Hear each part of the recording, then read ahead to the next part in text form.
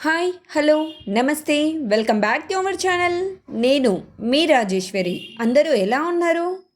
ఈరోజు మనం ఈ వీడియోలో బిసిబెల్లాబాద్ ఎలా చేయాలో తెలుసుకుందాం. స్కూళ్ళు స్టార్ట్ అయ్యాయి. ఇక పిల్లలకు లంచ్ బాక్సులు కట్టడానికి మన యుద్ధం ఎటువంటిదో మనం చెప్పనవసరం లేదు. అందుకనే వాళ్ళకి ఇటువంటివి డైరెక్ట్గా కలిపి పెట్టేసామనుకో అది లంచ్ బాక్స్కి సరిపోతుందని నా ఉద్దేశం. అందుకే ఈ విధంగా నేను ఇంట్లో చేశానన్నమాట. వాటికి కావాల్సిన ఐటమ్స్ ఏమిటంటే అన్నీ కలిపిన కూరగాయలన్నమాట. మీరు చూసేవే కాకుండా ఇంకా బఠానీ, బీన్స్, చొవల, చిక్కుడు ఇటువంటివి కూడా మనం వీటిలో వేసుకోవచ్చు అన్నమాట.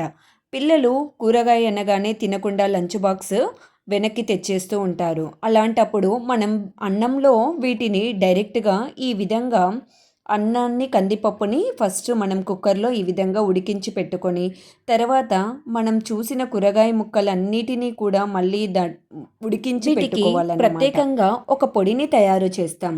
అది ఏంటంటే శనగపప్పు, మినప్పప్పు, కొబ్బరి, ధనియాలు, ఇలా దాల్చిన చెక్క, ఎండుమిర్చి, లవంగం, యాలకులు వీటన్నిటిని వేసి వేయించి పొడి చేసి పెట్టుకోవాలన్నమాట.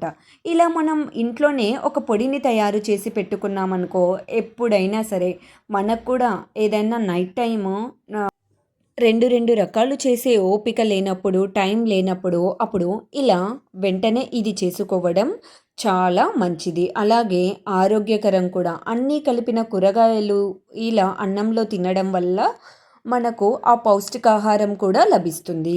బిసిబెల్లాబాత్ అనేది కర్ణాటకకు చెందిన ప్రసిద్ధకరమైన రుచికరమైన వంటకం. వీటికి బియ్యం, కందిపప్పు, వివిధ రకాల కూరగాయలు, చింతపండు పులుసు మరియు ప్రత్యేకమైన బిసిబెల్లం మసాలా అవసరం. అదే మనం ఇప్పుడు తయారు చేసి పెట్టుకున్నాం. ఇలా అన్నం ఉడికించుకున్న తర్వాత, కూరగాయలు ఉడికించుకున్న తర్వాత వాటన్నిటినీ కలిపి సరిపడ ఉప్పు, పసుపు, అలాగే కొద్దిగా కారం వేసి వాటన్నిటినీ కలుపుకుంటూ ఉండాలన్నమాట. మంట లో ఫ్లేమ్లో పెట్టి వీటన్నిటినీ చూసుకోవాలి. అలాగే మనకు నీరు మళ్ళీ సరిపోతుందో లేదో కొద్దిగా గోరువెచ్చని నీళ్లు పెట్టుకొని వీటిలో కలుపుతూ మనం ఇది తినడానికి కొంచెం పొంగలిలాగా జారుడుగా ఉండాలన్నమాట. ఆ విధంగా మనం వీటికి నీళ్లు యాడ్ చేసుకుంటూ కూరగాయలని కలుపుతుంటూ ఉండాలి. అలాగే ఇదే టైంలోనే మనం చేసి పెట్టుకున్న పొడిని కూడా వేయాలి.